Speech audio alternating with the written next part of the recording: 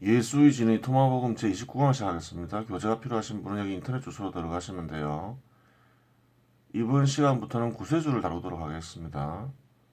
구세주는 메시아라고도 부르죠. 토마복음 46번 말 살펴보겠습니다. 예수님께서 말씀하셨다. 아담에서 세례자 요한에 이르기까지 여자에게서 태어난 이들 가운데 거의 눈이 많을 정도로 요한보다 더 큰 사람은 없다. 그러나 나는 말한다. 너희 가운데 아기가 되는 사람이 하늘나라를 알 것이며 그는 요한보다 더 크실 것이다. 좀 생략 안 나온 말이 있죠. 이 말은 이제 다른 복음서들에서도 많이 나오죠. 마태복음에서 나오는 말을 살펴볼게요. 여자에게서 태어난 이들 가운데 세례자 요한보다 더 큰 인물은 나오지 않았다. 그러나 하늘나라에서는 가장 작은 이라도 그보다 더 크다. 거의 유사하죠, 표현이. 세례자 요한은 예언가죠. 예언가로 불리죠. 이전에 많은 예언가들이 있었죠. 근데 예수는 세례자 요한이 가장 큰 인물이라고 보고 있는 거죠. 뭐 예언가들 중에서는 뭐 모세도 있고 이사야도 있고 뭐 예레미야도 있고 많겠죠. 엘리야도 있고 뭐 많은데 그 중에서도 세례자 요한이 가장 큰 인물이라는 거예요. 근데 뭐라고 하죠? 하늘나라에서는 가장 작은 이라도 그보다 더 크다 이렇게 얘기하고 있죠. 하늘나라에서는 이란 말은 무슨 말인가요? 하늘나라에서 태어나니 절대자와 합이란 이는 그 누구라도 그 세례자 요한보다 더 크다 하는 거죠. 이 말은 무슨 말이에요? 이전 예언가들보다 훨씬 낫다는 거죠. 하늘나라에서 태어나면 영원한 생명을 얻고 또한 진리를 아는데 그 사람의 역량은 더 크다는 거예요. 이전 예언가들보다.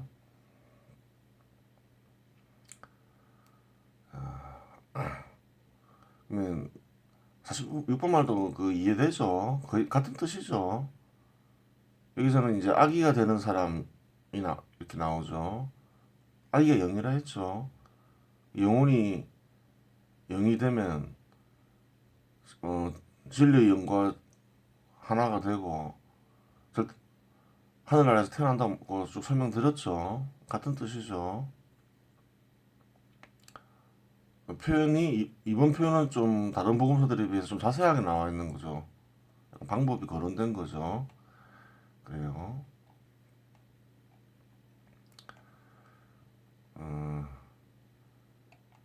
이 말은 다 나와 있어요. 그 46번 말은 다른 복음서들 뭐 마태복음, 마르코복음, 뭐 루카복음 다 나와 있어요. 예수는 이전 예언가들을 그렇게 중시하지 않았어요. 물론 뭐 존중을 했지만 그 이전 예언가들이 견해를 그렇게 중시하지 않았어요. 그 낡은 걸로 봤죠. 비유로도 말하죠. 묵은 포도주라고 필요 없다라고 얘기한 거예요. 자기 견해를 중심으로 이렇게 절대자의 뜻을 실천한다 하면 된다고 본 거예요. 그리고 자기가 말해준 방법을 알면 누구나 다 이전 예언가들보다 뛰어나진다고 얘기를 한 거예요. 이 말뿐만이 아니라 그 쭉 비유들 통해서 알 수가 있죠. 그런데 이 말과 46번 말과 상반된 말이 있어요. 일단 우선 마태복음을 살펴보겠습니다. 마태복음에서도 똑같이 나와 있죠. 그 하늘나라에서는 가장 작은이라도 그보다 더 크다. 근데 마태복음을 보면 어떻게 나와 있냐면 내가 율법이나 예언서들을 폐지하러 온 줄로 생각하지 마라. 폐지하러 온 것이 아니라 오히려 완성하러 왔다. 내가 진실로 너희에게 말한다. 하늘과 땅이 없어지기 전에는 모든 것이 이루어질 때까지 율법에서 한자 한 획도 없어지지 않을 것이다. 이렇게 얘기하죠. 그래요. 이전 예언가들이 한 말을 굉장히 중시하고 있는 거예요. 율법도 마찬가지고. 누가복음도 한번 볼까요? 율법과 예언자들의 시대는 왕까지다. 그 뒤로는 하나님 나라의 복음이 전해지고 있는데 모두 이 나라에 들어가려고 힘을 쓴다. 율법에서 한획이 빠지는 것보다 하늘과 땅이 사라지는 것이 더 쉽다. 율법과 예언자들 시대는 용왕까지라는 거예요. 예언자는 이제 더 이상 안 나온다는 거예요. 그 말은 무슨 말인가요? 향후에는 예언자들보다 더 뛰어난 인물이 안 나온다는 거죠. 그러니까 그들이 얘기한 율법을 반드시 지켜라는 거예요. 강조하죠. 율법에서 한행이 빠지는 것보다 하늘과 땅이 사라지는 것이 더 쉽다 이렇게 얘기하죠. 마태복음에서도 그 말이 나오죠. 여러 복음서에서 동시에 나온다 해서 예수가 다 한 말이라고 생각하면 안 돼요. 이 말은 어디에 배치되나요? 이 말에 배치되죠. 46번 말. 다른 복음서에서 나와 있죠. 하늘 아래에서는 가장 작은 이라도 그보다 더 크다 이러죠. 그러니까 누구나 다 예언자들보다 뛰어날 수 있다라고 얘기를 하는 거예요. 근데 또 다른 상반된 말. 예언자들의 시대는 끝났고 예언자들보다 뛰어난 인물은 나올 수 없다. 따라서 율법은 반드시 지켜야 된다. 이 말은 예수가 한 이제 이 말과 46번 말과 상반되죠. 다른 복음서들은 다 나와 있는 말이에요. 그럼 어느 게 진실일까요? 이 46번 말이 진실이겠죠.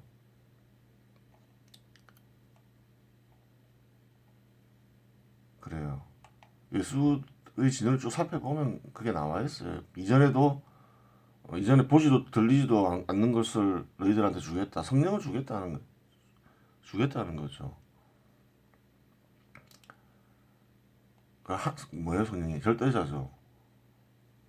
절대자와 합이라면 이렇게 더 뛰어나신다는 거예요. 그리고 또 이제 율법을 봐야 되는데 예수의 견해는 특히 윤리적인 부분은 많이 다르죠. 가족에 대한 규정에서부터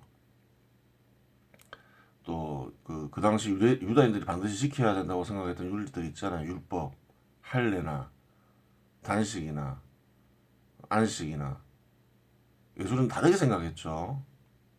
그래서 어떤 일이 벌어지나요? 많이 부딪히죠. 여러 가지 율법이 엉터리라 생각했고 실제로 없애려 했고 그 결과 당시 뭐 율법학자들이나 뭐 바리사이들과 많이 부딪힌다는 게 나와요. 확인이 돼요. 바꿔야 된다는 거죠. 근데 이제 여기서 뭐라 적어놨어요? 율법에 산액이 빠지는 것보다 하늘과 땅이 사라지는 것이 더 쉽다. 완전히 다르죠. 행적이나 또 부딪힐 때 말하고 이거는 지어낸 거예요. 왜 지어냈을까요?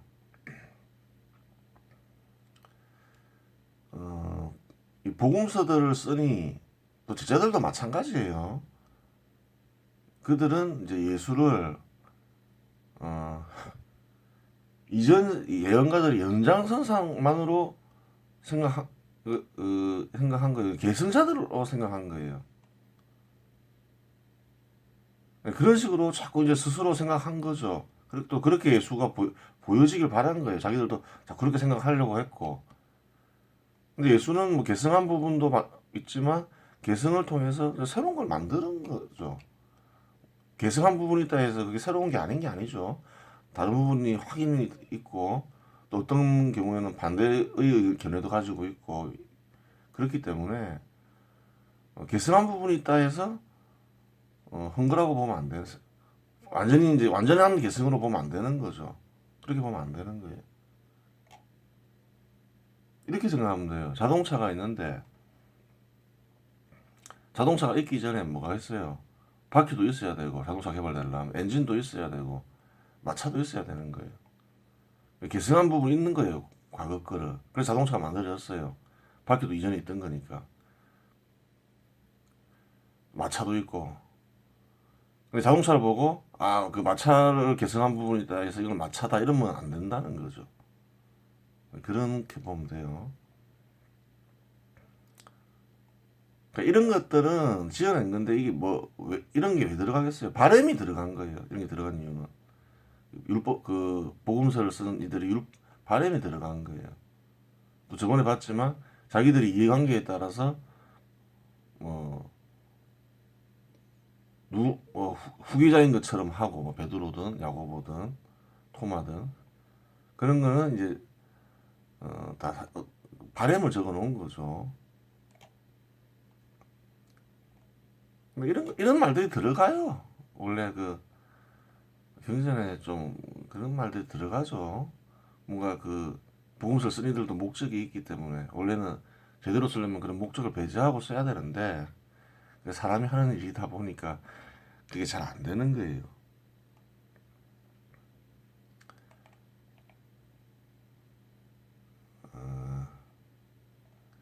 도마본 108번 말 예수님께서 말씀하셨다. 내 입에서 나오는 것을 마시는 사람은 나와 같이 되고 나는 그가 될 것이다. 그리고 가려진 것들이 그에게 드러날 것이다. 내 입에서 나오는 건 뭐죠? 말씀이죠. 말씀을 마신다는 건 뭐예요? 말씀을 통해서 이제 절대자의 뜻을 얻는 일을 말하는 거죠. 그 사람은 어떻게 된다는 거예요? 나와 같이 된다고 했죠. 나는 그가 될 것이다. 이렇게 한 거죠. 같은 경지에 이른다는 거죠. 그 같은 뜻을 얻으면 같아지겠죠. 뜻을 얻지만 더 제대로 얻지 못하면 못한 사람이 될 테고 또 반대로 뭐더 깊은 뜻을 얻으면 또 더 뛰어난 게 될 거고 뭐 그렇겠죠. 예수는 이제 이렇게 뭐 말씀을 통해서 절대자의 뜻을 얻는 사람을 뭐라 했겠어요? 그건 이제 함께 모으는 자로 이렇게 표현했어요. 말씀을 모으는 자, 절대자의 뜻을 아는 자. 이 말은 직접적으로 했는데 복음서에 안 나와 있죠. 복음서에 뭐가 나와 있나요? 흩어지게 하는 자가 나와 있죠. 흩어지게 하는 자를 통해서 함께 모으는 자를 알 수 있는 거죠. 말씀을 거역하고 반대하는 이는 흩어지게 하는 자로 봤던 거예요. 함께 모으는 자도 있었겠죠. 얘기했겠죠. 그래요. 이 말은 무슨 말이에요? 예수는 그 주종을 관계로 본 건 아니에요. 제자들도 그렇고 너희도 나와 같이 되라 이렇게 얘기를 한 거예요. 그래서 말씀을 얻으면 나와 같이 된다. 그렇게 얘기를 한 거예요. 말씀을 통해서 절대자와 합의를 해라. 이렇게 얘기한 거예요. 이와 비슷한 뜻을 담은 게 요한복음에도 나와 있어요. 거룩하신 아버지께서 저에게 주신 이름으로 이들을 지키시어 이들도 우리처럼 하나가 되게 해주십시오. 우리처럼 하나가 되게 해주십시오. 이건 무슨 말이에요?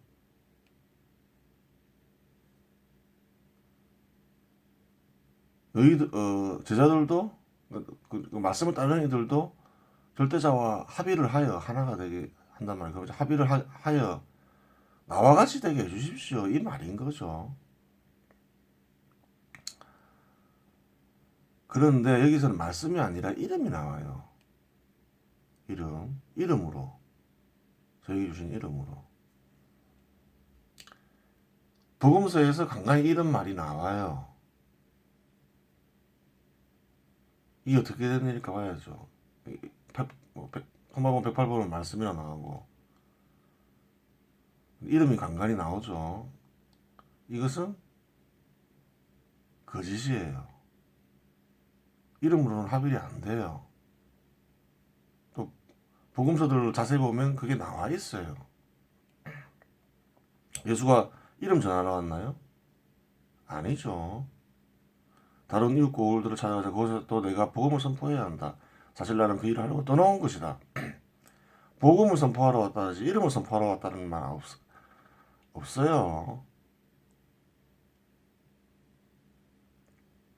그리고 또 뭐라 해요? 이름은 서로 잘 안다는 거죠. 잘 알고 부른다 해서 중요한 게 아니에요. 하나님의 뜻을 실행하는 사람이 바로 내 형제여 누이여 어머니다 이렇게 하는 거예요. 나를 잘 안다고 해서 하늘나라 간다는 거 아니에요. 그런 말 한 적 없어요. 하나님의 뜻 뭐예요? 말씀이잖아요. 말씀을 알고 말씀을 실행하는 사람이 하늘나라 간다고 하는 거예요. 예수는 계속 그 주장을 했어요. 또 말씀을 뭐 비유도 마찬가지죠. 말씀을 실천하는 이가 복 받는다 하고 말씀을 키워서 말씀을 씨앗에 비유하죠. 씨앗을 키우라고 하죠. 그러면 하나님 깃든다 하지. 뭐 이름을 가지고 한 비유는 없죠. 따라서 이거는 지어낸 거예요. 이름으로 뭐 어떻게 하늘나라 간다고 이런 거는. 근데 이런 표현은 뭐 성경이든 다른 종교도 많아요. 뭐 이름 부르고 뭐 이상한 소리 만들고 해가지고 뭐 그거 자꾸 하면 뭐 천국 간다 이런 거는 많은데 그 다 거짓이에요. 왜 그런 거짓이 있겠어요? 그렇게 하면 포교가 시기 때문에 그래요. 말씀을 이해하라 하면 공부해야 되잖아요. 또 실천하라 하면 힘들잖아요. 하기 싫은 사람들도 많을 거 아니에요. 근데 이름만 네가 불러도 천국 간다 이러면 사람들이 편하잖아요. 그럼 그게 무슨 말이겠어요? 포교하기 쉽다는 거죠. 그래서 대부분의 종교들이 뭐 이렇게 하는 거예요. 방편으로 뭐 이런 거 하고 뭐 이상한 소리 개발해서 이 소리만 잘 외워도 뭐 된다 하고 뭐 예를 들어서 그 뭐예요? 그 우파니샤드에 보면 나왔죠. 옴 소리 내면서 이상한 소리 내면서 뭐막 그런 소리 내면 이해하고 이러면 복 받는다 이라고 하는데 다 거짓이에요. 필요 없는 거예요. 방편이라고 보면 돼요. 그러면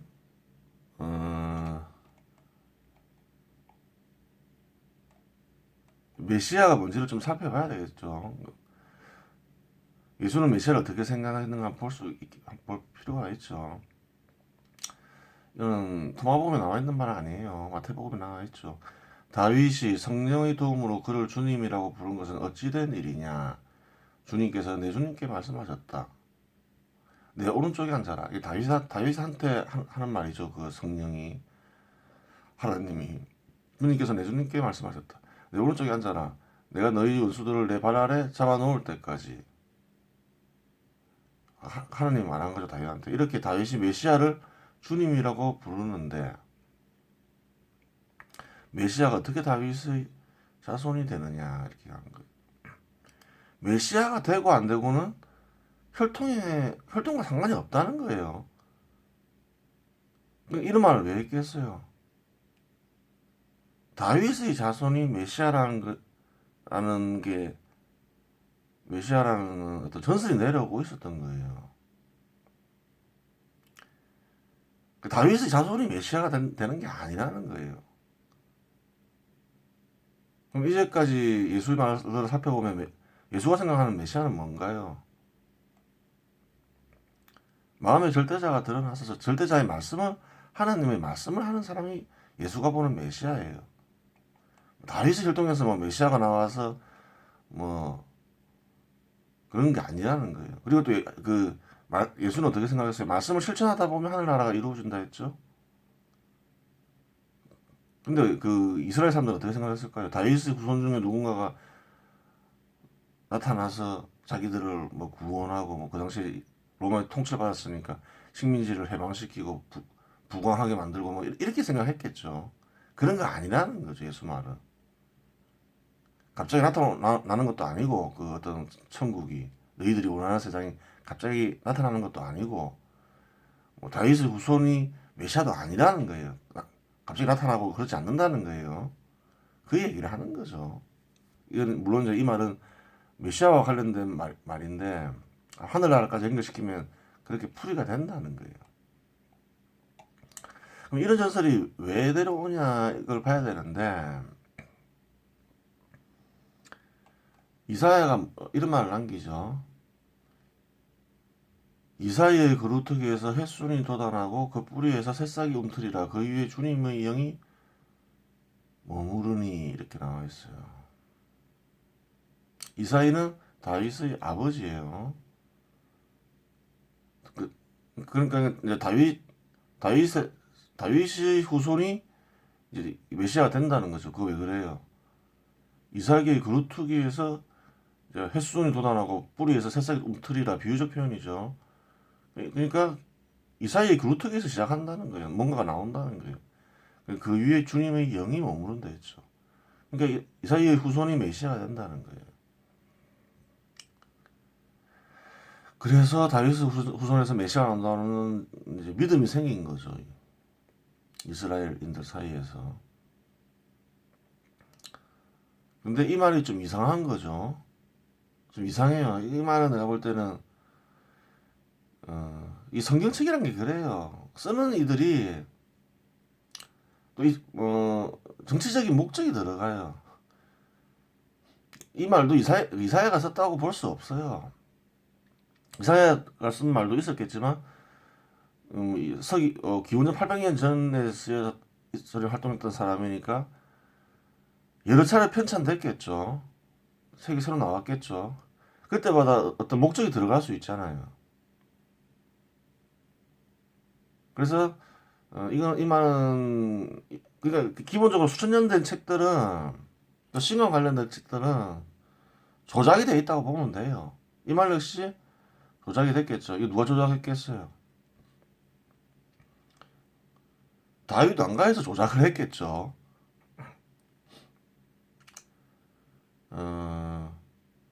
물론 이사야가 어떤 목적을 가지고 이 말을 넣었을 수도 있겠지만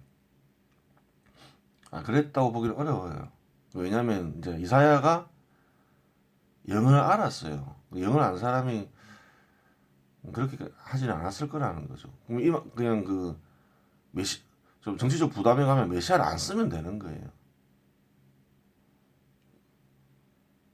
그래도 정치적인 부담이 있었다면 아무 말도 안 하면 되는 거지. 굳이 거짓말을 적을 필요는 없다는 거죠. 근데 이사야가 영을 알았다는 거 어떻게 증명하냐면 이사야가 쓴 말들 중에서 나와요. 주님 영이 나오지만 이제 지어낸 말로 보면 되고 이사야에 보면 이런 말이 있죠. 나 이전에 신이 만들어진 일이 없고 나 이후에 어떤 신도 존재하지 않으리라. 내가 주님이다. 나 말고는 구원해주는 이가 없다. 이렇게 얘기하죠.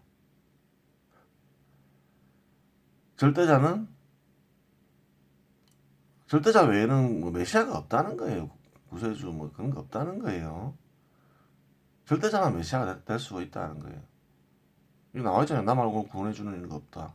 이사야 분명히 얘기하고 있죠. 근데 이사야는 절대자가 마음에 나타나는 줄 알았어요.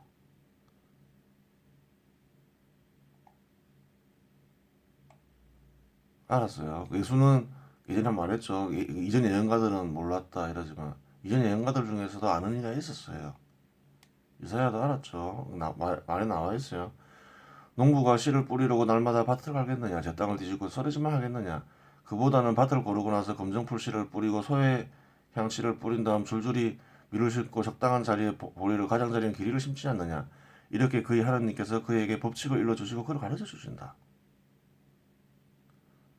무슨 말이에요? 마음에서 절대자가 나타나서 섭리를 이용하는 방법을 가르쳐 준다는 거예요. 마음에서 절대자가 나타난다는 것을 이사야는 알았죠. 안 거예요. 알게 모르게 이렇게 마음에서 영향을 미친다는 걸 안 거예요. 또 볼까요? 또 검정풀을 타자기로 떨지도 않고 소해양 위로 수레바퀴를 굴리지도 않는다. 오히려 검정풀은 막대기로 소해양은 작대기로 두드린다. 미라를 바서지도록 돌겠느냐? 아니다. 무턱대고 돌지는 않는다. 수레바퀴를 돌릴 때도 말들이 미라를 바수지 않게 한다. 이것도 만군의 주님께서 가르쳐 주신 것. 그분의 뜻은 놀랍고 그분의 지혜는 위대하다. 인간의 마음을 절대자가 다스리면서 문명을 이루도록 해준다는 거예요. 섭리를 가르쳐주고 섭리를 이용하는 방법을 가르쳐주고. 이사야가 알았어요.